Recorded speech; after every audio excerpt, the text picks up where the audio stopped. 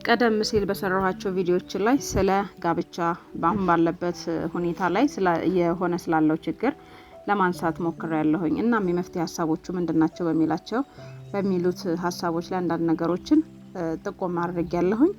ዛሬ ላይም ትኩረት የምናደርገው ለጋብቻ ወይም በትዳር ውስጥ እየተፈጠረ ላለው ችግር ከፍተኛውን ሚና ይወስዳል ብዬ ያሰብኩት ወንድ ነውና በወንዶች ላይ ትኩረት እናደርጋለን። ወንዶች ልጆቻችን ላይ እንዴት ነው ማሳደግና ምን አይነት ስብዕና እንዲኖራቸው ነው ማድረግ ያለብን የሚለው ላይ ትኩረት እናደርጋለን። ማለትም ባለንበት ዘመኑ በፈጠረልን ቴክኖሎጂ ምክንያት በእያንዳንዱ ጓዳ ምን እየተከናወነ እንዳለ በቀላሉ ለማወቅና ለመረዳት እድል አግኝተናል። በመሆኑም ለማመን የሚከብድ የሰው ልጆች ጭካኔ እንዲሁም የህይወት ታሪኮችን እየሰማን እንገኛለን። ለግል ጥቅማቸውና ለጊዜያዊ ስሜታቸው ሲሉ የሌሎች ሰዎችን እምነት፣ ተስፋ ማለትም ማጨለም ግድ የማይሰጣቸው ከጊዜ ወደ ጊዜ እየተበራከቱ መምጣታቸው ግልጽ ነው። በተለይ ደግሞ ወንዶች በሴቶች ላይ ያላቸው ሚና ከፍተኛ ሆኖ እናገኘዋለን። ሴት እህታችን በተስፋ መቁረጥ ተውጣ በድንግዝግዝ እንድትራመድ እንዲሁም ተስፋ ቆርጣ ህይወቷን በጣም ሲከብድባት እንመለከታለን።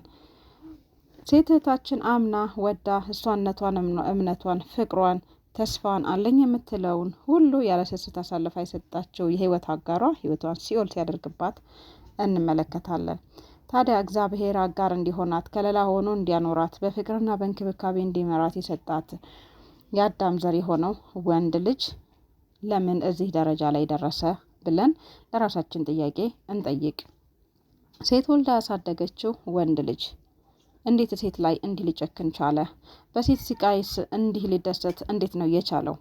ስለዚህ ራሳችንን መጠየቅ አለብን ከመፍረዳችን በፊት። ወንዶች ልጆቻችንን በምን ሁኔታ ነው ያሳደግናቸው? እንዴት ነው የቀረጽናቸው?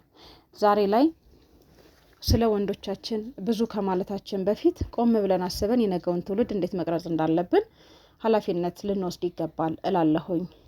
ምክንያቱም ለረጅም ዓመታት በሴቶቻችን ላይ ተሰርቷል፣ ወንዶቻችን ግን ችላ ተብለዋል እላለሁኝ።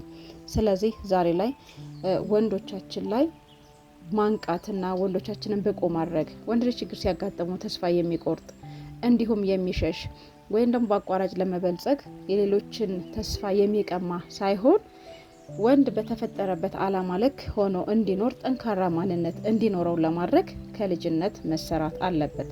ወንድ ልጆቻችን የምናሳድግ ወላጆች እንዲሁም ወጣቶች በትዳር ውስጥ ያላችሁም ሌሎችንም ሁሉ የማህበረሰብ ክፍል ይመለከታል። በዚህ ሀሳብ ላይ በሰፊው እንወያያለን። ወንዶቻችን ላይ በትጋት እንሰራለን እላለሁኝ።